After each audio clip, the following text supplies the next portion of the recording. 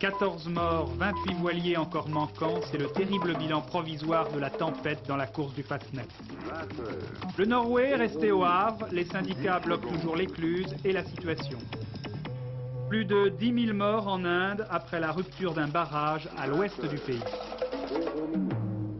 Mesdames et messieurs, bonsoir. J'aurais aimé en ce 15 août, fête de Marie, jour férié ô combien, n'avoir à vous donner que des informations agréables et détendues. Mais l'actualité en a décidé autrement, ou plutôt la nature. C'est que depuis quelque temps, la nature se déchaîne. Notre petite planète paraît en proie à une fièvre des plus violentes qui prend les formes les plus diverses. Il y a 15 jours, c'était le tremblement de terre aux États-Unis. La semaine dernière, l'éruption de l'Etna. Tous ces jours derniers, le feu dans nos forêts. Depuis 48 heures, l'océan se déchaîne. La course à la voile, l'Admiral's Cup, a été meurtrière. Je rappellerai d'un mot qu'elle se compose de 4 épreuves, dont celle du Fastnet en mer d'Irlande. La Fastnet s'est courue 28 fois depuis sa création et l'on n'avait jamais eu à déplorer de victimes. Or, cette fois-ci, une tempête que l'on n'attendait pas s'est levée en mer d'Irlande. La météo britannique, contrairement à ce qui a été affirmé, a indiqué dès lundi que la mer allait devenir très grosse, mais ce fut si soudain que plus de 60 voiliers ont chaviré et leurs équipages sont tombés à l'eau. Malgré l'arrivée des secours les plus divers, le plus rapidement qu'il a été possible, on déplore 14 morts et l'on craint que ce chiffre n'augmente. Car si 150 personnes ont été repêchées, il est encore impossible de dresser la liste de celles qui ne l'ont pas été et qui peut-être ont été englouties. Hervé Dutu nous apporte des précisions. La météo anglaise s'est-elle, oui ou non, trompée? En tout cas, cette photo prise par le satellite Météosat montre bien que le temps s'est dégradé en mer d'Irlande.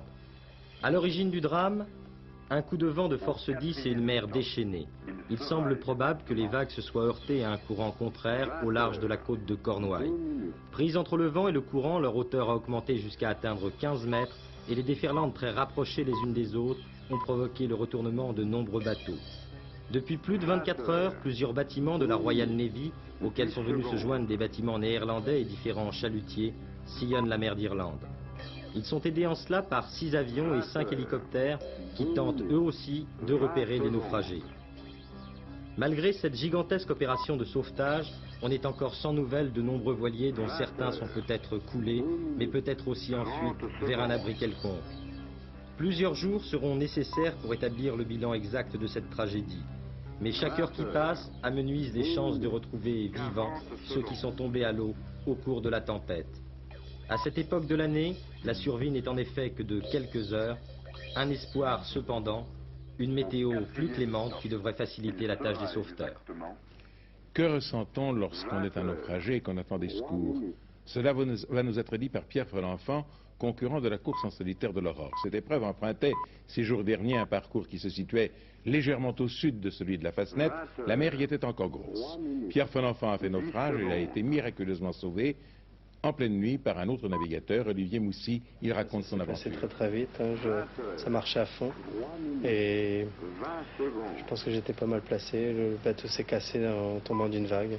Il a coulé en 10 minutes. J'ai eu le temps de prévenir à la VHF, de donner ma position et puis de rassembler mes affaires. J'ai été chercher le canot de survie et puis à ce moment-là, il s'est pas ouvert. J'ai essayé de tirer toutes mes forces sur la corde, mais rien à faire. Les fusées, il y en a la moitié qui ont marché. Et les fumigènes, par exemple, n'ont pas marché. Et à ce moment-là, il était trop tard, le bateau. J'avais pris quand même bien mon temps, parce que je voulais abandonner le bateau au dernier moment, mais ça a été très très vite. Je me suis retrouvé à l'eau avec rien, avec un gilet et puis une Louis Couronne. Et j'ai flotté. J'ai flotté pendant 10 minutes, je pensais que c'était foutu. Et puis j'ai trouvé une lampe torche qui flottait, par hasard. À ce moment-là, ça m'a redonné un peu d'espoir. Puis à ce moment-là, j'ai vu Olivier arriver. Ça... Justement, Olivier Moussy, on parle beaucoup de ces canots de survie. On dit que les normes de sécurité ne sont pas vraiment respectées aujourd'hui. Il y a véritablement un problème avec ces canots de survie.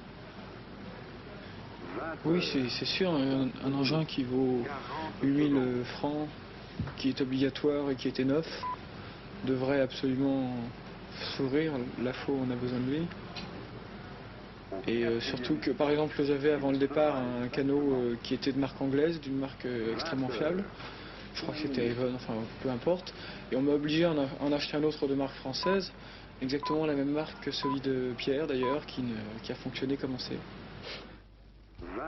Nous venons de recevoir les premières images du désastre qui a ravagé l'Inde, la rupture du barrage de Morvi sur la côte ouest du pays. Là, le nombre des victimes est absolument incalculable, d'autant que les secours, nous vous le disions déjà hier soir, ont mis longtemps pour parvenir sur place. Sur place, cela veut dire dans la zone des villages dévastés par l'eau du barrage qui déferlait. C'est une ville entière et les 17 villages qui l'entourent qui ont été rasés à la suite de la rupture du barrage de Morvi. Aujourd'hui encore, on ne sait rien du nombre des victimes. Selon un journal indien, la catastrophe aurait fait 25 000 morts. On parle en Inde de catastrophe nationale. 4 mètres de boue recouvrent les habitations. Un hôpital a été entièrement détruit avec ses 200 malades et le personnel médical. Les premiers sauveteurs ont assisté aux scènes atroces de l'exode de milliers de survivants. Et déjà sur place, on manque de bois pour incinérer les morts. Il n'y a plus d'eau potable. Les conduites de gaz et les circuits électriques sont coupés. L'acheminement des vivres, de l'eau et des médicaments se fait difficilement. Un homme politique indien a déclaré qu'une fissure aurait été décelée dans le barrage il y a déjà longtemps, mais que le gouvernement n'avait alors rien fait. Une enquête judiciaire devrait être catastrophe. 40 secondes. Au Havre, le départ du Norway, ex-paquebot France, a été retardé. La nouvelle a été annoncée à l'équipage par haut-parleur de la passerelle du paquebot. La décision du report a été prise après une réunion entre les responsables du port du Havre et les représentants de l'armateur norvégien. Un membre du commandement du port a admis que les autorités portuaires se trouvaient devant un fait accompli. D'une part, l'écluse étant bloquée, d'autre part, les remorqueurs n'acceptant pas d'assurer le service du Nord. Nous avons donc tout bonnement demandé au navire norvégien, a annoncé ce responsable, de reprendre son amarrage et d'annuler sa sortie prévue pour aujourd'hui. Nous ne savons pas combien de temps la mesure sera maintenue, a-t-il ajouté. Philippe Gassot, qui a suivi l'évolution de la situation au Havre depuis avant-hier, fait le point. 7 minutes. 30 secondes. Depuis 48 heures maintenant, le principal intérêt des Havrais peut être résumé en 3 mots. Partira, partira pas. Et chaque jour, chaque heure, renforce l'étrange suspense. L'armateur indique que les premières haussières qui retiennent le France à quai tomberont à 3 heures du matin. Les syndicats des remorqueurs répondent 1 heure plus tard. Il est hors de question de commencer le travail plus tôt qu'à l'accoutumée, soit 9 heures du matin. Alors on prévoit de débuter la manœuvre à 9 heures et l'on attend 4 remorqueurs. À 10 heures, un seul bateau est à l'ancre près de France depuis la veille. Les autres ne viennent pas. Un peu plus tard, un porte-parole des services du port communique « Il n'y aura pas de remorquage tant que l'écluse François Ier sera occupée » et d'ajouter qu'il n'y aura pas de travail non plus si l'écluse est protégée par la police. En fin de matinée, les pelotons de police restés à distance abandonnent la place et voilà où nous en sommes en ce moment. C'est pas un peu un combat d'arrière-garde pour le panache? On mène pas des combats pour le panache et l'arrière-garde, on se bat pour sauver 1 million d'heures de travail. L'écluse, le port sont devenus un haut lieu touristique. Hier et aujourd'hui, les Français et les étrangers venus voir pour la dernière fois le France ne se comptaient plus. Malgré le vent et le mauvais temps, personne ne voulait manquer un moment que l'avenir conserverait en mémoire comme l'exemple unique d'un ambassadeur extraordinaire passant au service de l'étranger. Moi je trouve que c'est un beau bateau norvégien. Je sais pas si on aurait été capable d'en faire un pareil. Ça il va quitter la France quoi. C'était important ce bateau pour vous? Ah oui, c'était la gloire de la France. Pas de chômeur, du travail, pas de chômeur, du travail. Le temps mis subitement au diapason des circonstances donnait le ton à la manifestation de la CGT qui ne défendait plus cette fois le bateau mais le million d'heures de travail perdu pour les chantiers du Havre. Les revendications, sous forme de slogans, réclamaient des cales et des bateaux ainsi que la transformation du France au Havre qui serait du chômage en moins. Mais le cœur n'y était plus. La population, non directement concernée, semblait lointaine comme si le sort du France était déjà du passé. Vendu aux Norvégiens et laissé aux bons soins de la jouvence allemande pour le rajeunissement, pourtant, on murmure au Havre que si l'Allemagne a gagné la bataille commerciale, c'était en un combat très singulier. Nous sommes persuadés que les Allemands ont été mis dans le coup bien avant nous.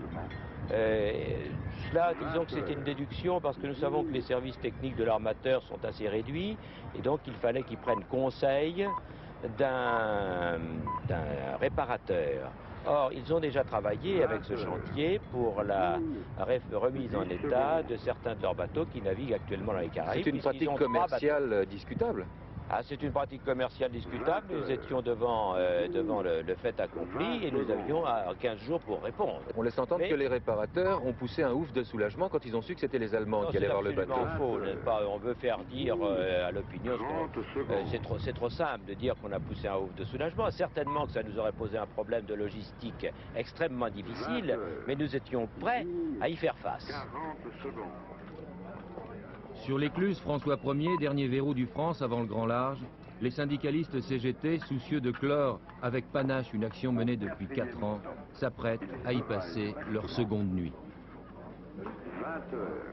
Au Sahara occidental, on est au bord d'un conflit armé généralisé. Les dirigeants du Polisario sont en Libye, où ils demanderaient une aide militaire supplémentaire au colonel Kadhafi. De son côté, la presse marocaine affirme que l'armée algérienne est présente en Mauritanie pour s'opposer à l'avance des unités marocaines dans la région que Rabat vient d'annexer, c'est-à-dire celle de Tiris El Garbia. L'armée marocaine a reconnu qu'une centaine de ses soldats avaient trouvé la mort dans l'attaque avant-hier de la garnison de Bir Anzaran, attaque menée par le Front Polisario. Mais pour bien montrer que les populations du Sahara occidental approuvent leur rattachement au Maroc, le roi Hassan II a reçu hier, en grande pompe, le représentant venu prêter serment d'allégeance. 40 secondes. En djellaba blanche et bleue, les 350 représentants des tribus du Tiris El Rarbia, la région du Sahara évacuée par la Mauritanie et annexée par le Maroc. Ils sont venus renouveler leur allégeance au trône devant le roi Hassan II et le prince héritier. Portant lunettes et turban bleu, le Cadi, le maire de Darla, la capitale du Sahara mauritanien, annexée par le Maroc. Il explique au roi que les habitants de la région ont décidé de lui renouveler cette allégeance que leurs ancêtres ont toujours prêtée au sultan. À chacun de ces représentants des tribus du Tiris El Rarbia, Hassan II a remis symboliquement un fusil mitrailleur M16 américain pour défendre, a-t-il dit, la 40e province du royaume chérifin qui vient de naître, ou plutôt de renaître, aux yeux des Marocains. Car aujourd'hui, à Rabat, c'est l'empire d'autrefois que l'on reconstitue. Mais l'éclat de cette cérémonie s'est trouvé terni par la défaite qu'a subie l'armée marocaine dans la garnison de Bir Anzaran, attaque où le Maroc a pu constater qu'en 2 ans, le Front Polisario s'était équipé d'un armement sophistiqué, encore jamais vu dans cette guerre du désert. Le ministre des Affaires étrangères des États-Unis, M. Cyrus Vance, vient de blâmer publiquement M. Young, ambassadeur des États-Unis auprès de l'ONU à New York.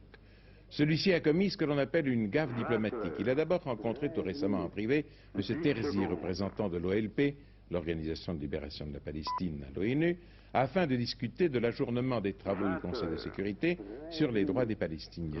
Puis, M. Young a donné diverses versions, différentes l'une de l'autre, de cette rencontre. L'incident a pour résultat de rendre encore plus vive la tension actuelle dans les relations entre Israël et Washington, et le premier vice-premier ministre d'Israël a pris l'avion aujourd'hui avec 8 jours d'avance pour se rendre aux États-Unis. Et selon les dernières dépêches de cet après-midi, l'ambassadeur Young serait bientôt démissionnaire ou démissionné. Le pape Jean-Paul II s'est accordé une journée de détente à l'occasion du 15 août et il est allé passer ce jour de la Sainte Marie dans sa résidence d'été à Castel Gandolfo. Le souverain pontife a célébré la messe de l'Assomption dans l'église paroissiale. Après le petit déjeuner pris avec le curé et l'évêque d'Albano, et rentrant chez lui à pied, il a rencontré des étudiants de sa bonne ville de Cracovie. Et les ayant rencontrés, il les a invités dans sa résidence pour chanter avec lui de vieux refrains des montagnards de Pologne. À l'occasion de l'Angélus, le pape a souhaité que son prochain voyage en Irlande et aux États-Unis représente un pas en avant sur la voie de la charité, de la justice et de la paix. On précise à Rome que le discours que Jean-Paul II prononcera sur la paix, le désarmement et le développement devant l'Assemblée des Nations Unies à New York aura l'importance et la longueur d'une en cyclique. C'est ce que l'on dit aujourd'hui dans l'entourage du Saint-Père. L'Assomption à Lourdes, 60 000 fidèles. L'Assomption en Chine, 2 messes ont été célébrées dans la cathédrale de l'Immaculée Conception à Pékin, seule église catholique ouverte là-bas. Monsieur et Madame Giscard d'Estaing ont assisté à la messe en plein air dans l'arrière-pays d'hier, dans le Var, puis le président de la République s'est entretenu avec le maire socialiste de la ville, monsieur Biancotto, qui lui a fait part de ses inquiétudes devant le prochain classement du site de l'île de Porquerolles. Samedi, le chef de l'État recevra à Brégançon monsieur Arex, député maire de Toulon, et monsieur Léotard, député maire de Saint-Raphaël, pour évoquer les problèmes du département du Var qui vient de connaître avec les incendies de forêt des journées si affreuses. Monsieur Roger Lecamp, doyen des juges d'instruction du tribunal de Paris, a convoqué pour le 24 août monsieur François Mitterrand. C'est l'affaire de Radio Riposte. On précise de sources judiciaires qu'il est probable que monsieur Mitterrand sera inculpé d'infraction à la législation sur les télécommunications. Le Parti socialiste, par la voix de M. Delfaux, secrétaire national, a réagi aujourd'hui par un communiqué assez vif qui avait reçu l'aval du premier secrétaire. Ce texte reproche une fois de plus au président de la République, je cite, incapable d'assumer devant le pays la faillite de sa politique, de faire du Parti socialiste, et particulièrement de son chef, sa cible privilégiée. Et le communiqué poursuit. Comment ne pas voir dans la rapidité de la procédure une tentative d'intimidation qui vise, au seuil de cette rentrée difficile, au-delà du PS, l'ensemble des forces populaires, et il conclut, estimant que c'est la liberté syndicale et politique qui est en cause, par un appel à l'union de la gauche pour enrayer, dit-il, à temps l'escalade vers un régime autoritaire. Fin de citation. Il y a de plus en plus de Français qui vont passer leurs vacances aux États-Unis. La semaine dernière, Denise Boer s'y était rendue elle aussi. De New York, elle nous avait envoyé de nombreux conseils et montré comment circuler économiquement aux États-Unis, soit en voiture achetée pour quelques semaines, soit en autocar. Puis elle a rencontré en Louisiane un couple de Français qui étaient partis bien étourdiment sans préparer leur voyage, d'où pas mal d'avatars. Cette fois-ci, elle a rencontré à Miami et à la Nouvelle-Orléans 2 couples de touristes parfaitement heureux de leurs vacances aux États-Unis. Il y a à peine 50 ans, Miami était encore un ravissant village de pêcheurs. Puis cette ville du sud de la Floride, à l'été éternel, est devenue la terre d'élection des milliardaires américains qui, vous vous en doutez, n'ont pas moins de 70 ans. Alors, à coups de dollars, on poussait les buildings, sont nées les résidences, équipées d'air climatisé aux multiples piscines. Et c'est à Miami que nous avons rencontré Elisabeth et François, 2 jeunes Français qui rêvaient depuis longtemps de connaître la Floride. Surtout le soleil, c'est-à-dire aussi aller dans le nord, bon, New York, tout ça, on ne profite pas l'été vraiment de la plage, de la voile. Et puis, bon, on a toujours entendu parler beaucoup de Miami et j'avais vraiment envie d'y aller. Les Américains sont très sympathiques au premier abord, ils sont très ouverts, mais c'est un petit peu superficiel, vous voyez. Ça tourne toujours un petit peu autour des mêmes choses. Bon, ils parlent de leur maison, de leur vie, tout ça. De l'argent. On parle beaucoup d'argent ici, aux États-Unis. Ça, c'est une chose qui est différente de la France. On parle toujours de l'argent. C'est très courant qu'un Américain sorte son chéquier ou son carnet et qu'il montre ses cartes de crédit. Oui, moi, j'en ai 6, je me suis bien débrouillé dans la vie. Ça va, voilà, ça, c'est très courant.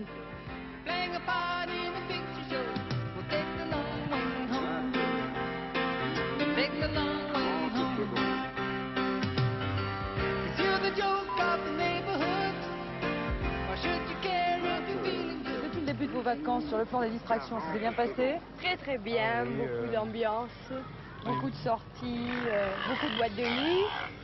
Non, c'est une ambiance différente. Je trouve qu'ils ne savent pas s'amuser comme on peut s'amuser en France, avoir des bandes de copains. Alors que normalement, dans les films, on voit toujours la bonne bande américaine dans les campus. Mais en réalité, c'est pas vrai, ils sont très indépendants.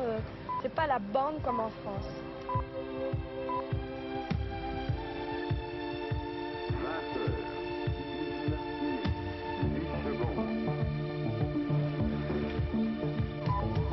Puis ce fut la découverte de la Louisiane. Notre guide, Joseph Ordogne, est un Cajun, si vous préférez, un Acadien.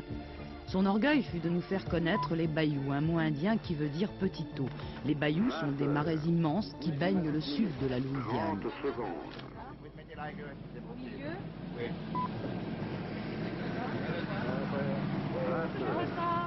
Il coule pas votre bateau, hein? Non. Monsieur et Madame Montenay passaient donc leurs vacances en Louisiane à la recherche d'un je ne sais quoi bien de chez nous, car je vous le rappelle, la Louisiane nous avait appartenu un siècle lorsque Napoléon eut la fâcheuse idée de la céder aux États-Unis. Moi, je trouve que ça m'a bien replongé dans l'ambiance du livre que j'ai lu, La Louisiane, de Maurice Desnusières, qui parle des bayous, qui parle de cette végétation tropicale, enfin de ce mystère, de cette atmosphère assez curieuse. Bien que ça a certains côtés qui rassemblent un peu à la France, le marais poitevin en particulier, mais enfin c'est quelque chose de très très beau. Et le contact avec les Louisianais. On a vraiment l'impression d'être dans un autre monde. Alors que le côté américain, extrêmement organisé, là il y a une chaleur humaine, il y a une vitalité, il y a une joie de vivre, il y a des chants, parce que nous avons chanté, qui sont extrêmement plaisants. 40 secondes.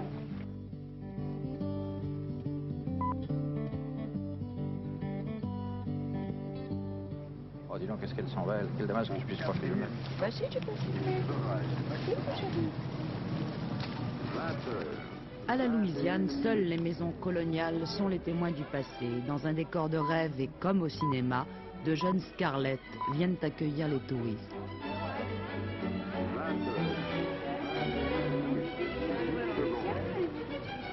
It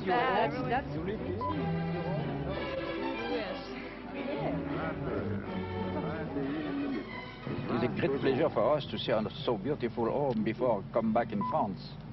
Good. How old is that house, you know? 30 secondes. Avez-vous trouvé une empreinte française à la Louisiane? Personnellement, en particulier dans cette cuisine, parce que je retrouve des quantités de moules et d'ustensiles, des écumoires, qui sont très proches de ceux qu'on retrouve en France. Je pensais trouver beaucoup plus de gens parlant français. Parce qu'on vient en Louisiane, on pense que l'empreinte française est restée un peu plus. Et à part les rues, les noms des rues qui sont en français, il n'y a plus tellement de choses qui nous rappellent cette empreinte française. C'est un peu dommage.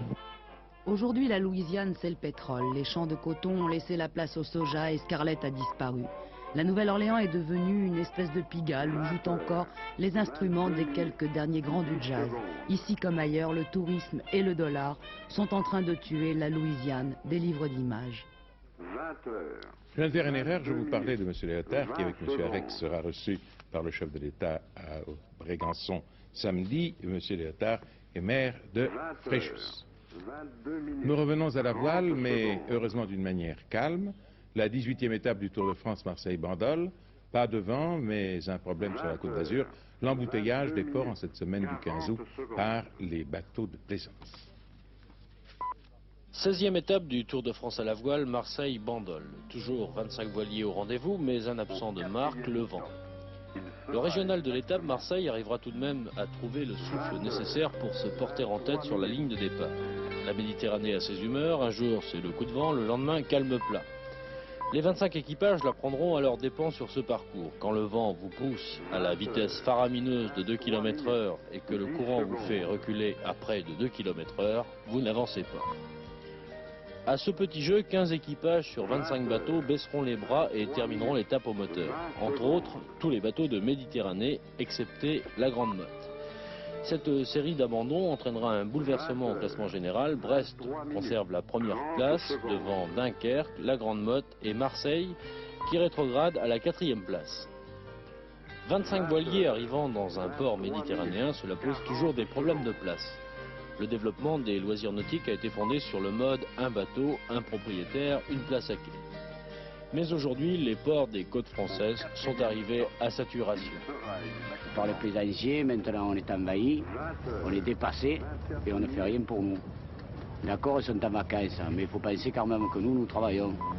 Et on ne fait rien, ils nous emballent les filets, ils nous déchirent les filets, ils ne regardent rien, ils nous calent dessus. Vous voyez, ce matin, il y avait un palangre, un plaisancier est venu, il a calé un palangre dessus nous. Alors après, vous avez tous les hameçons, tout ça, c'est tout embrouillé dans les filets. Alors il faut couper d'un côté, couper de l'autre et tout. Actuellement, l'on compte 107 000 bateaux immatriculés pour 102 000 places en France. Le décalage entre l'offre et la demande explique la surenchère des prix. Ici, à Bandol, il fallait payer 20 000 francs il y a 4 ans pour obtenir une place pour un bateau de 9 mètres. En 79, le même poste à quai vaut 100 000 francs. Et le problème semble sans issue. Le parc français des bateaux de plaisance augmente chaque année d'environ 10%. Il y a la solution de tirer les bateaux qui ne naviguent pas, surtout en hiver, à terre, et de le remettre à flot à la demande du propriétaire au moment où il veut s'en servir. Il y a aussi quand même je pense, un peu de discipline pour le plaisancier qui impérativement doit signaler le moment ou l'époque à laquelle il quitte le port, son port d'attache, de façon à que le maître de port ou l'officier de port puisse disposer de cette place. Cela arrangera certainement certains problèmes. Donc signaler son départ n'est pas uniquement une question de sécurité, c'est très important, mais aussi une question de place dans les ports.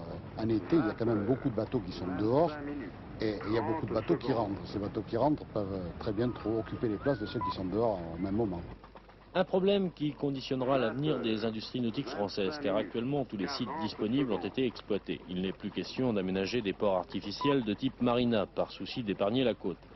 Enfin, les ports sont des investissements qui coûtent cher et finalement qui rapportent peu aux communes du littoral. Grand handicap de la Manche tiercé à Deauville cet après-midi. Premier le 5 Croque-Monsieur, deuxième le 13 Cavotte, troisième le 14 Cashmere Prince, 5, 13, 14, dans l'ordre pour 5 francs 12 429,50, sans ordre 2317. La météo pour demain, le temps restera lourd et orageux des Pyrénées-Orientales aux régions méditerranéennes, aux Alpes et au nord-est. Les pluies orageuses parfois abondantes se déplaceront vers l'est et atteindront la Corse en soirée. Sur le reste du pays, le temps brumeux le matin sera nuageux, avec des éclaircies, mais aussi des averses ce soir.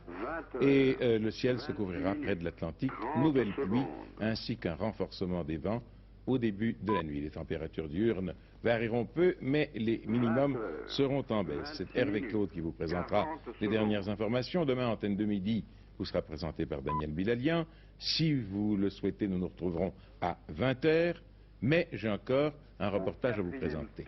Si la nature sauvage vous intéresse, en effet, si vous savez nager honnêtement, il n'y a pas besoin d'être un champion, si vous disposez de 2 jours pour sortir de vos paysages ordinaires, si vous disposez aussi d'une combinaison pour vous protéger du froid, d'une paire de palmes, d'un masque, d'un tuba, d'un sac gonflable qui fasse un bon sac de couchage, d'un peu de nourriture aussi, il ne faut pas se laisser abattre, de quelques vêtements et d'un appareil de photo, voici une idée de week-end ou de milieu de semaine qui vous séduira, je pense, la descente de l'Ardèche sur 30 km de Port d'Arc à Saint-Martin d'Ardèche. À notre époque où la pollution gagne du terrain, voici les lieux où vous pourrez y échapper. Sur les images de Luc Bachofen, un commentaire de Betty Bureau. Bonsoir, merci.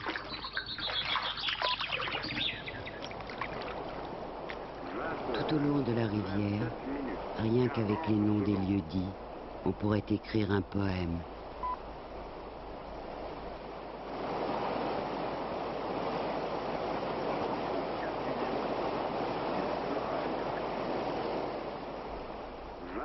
Le rocher de l'Aiguille, celui des 5 fenêtres, les grottes du Colombier, les rapides de l'Olivier, de la Dent Noire, de l'Hirondelle, de la Cannelle.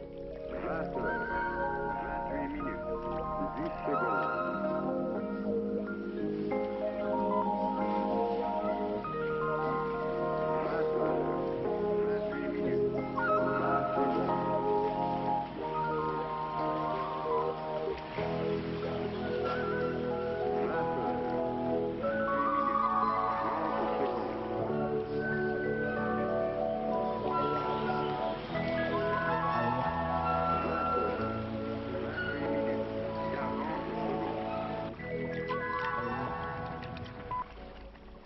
Parler superflu, c'est la rivière qui, sur les cailloux, écrit le commentaire.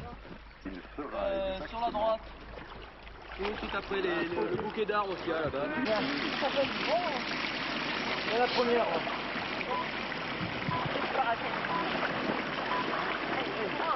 Ah. Oh là là.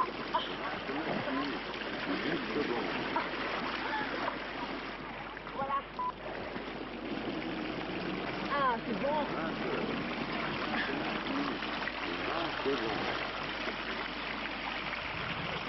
Allez, on y va. Allez, viens. Allez, viens. Allez, vite. 30 secondes.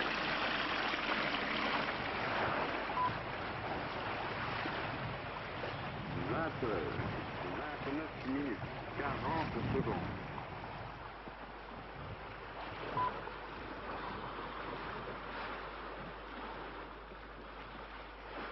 Au 4e stop, il sera exactement 20 heures, 30 minutes.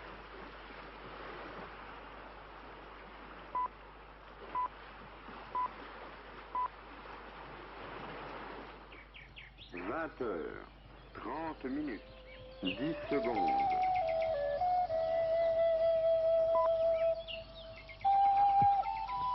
20 heures, 30 minutes, 20 secondes.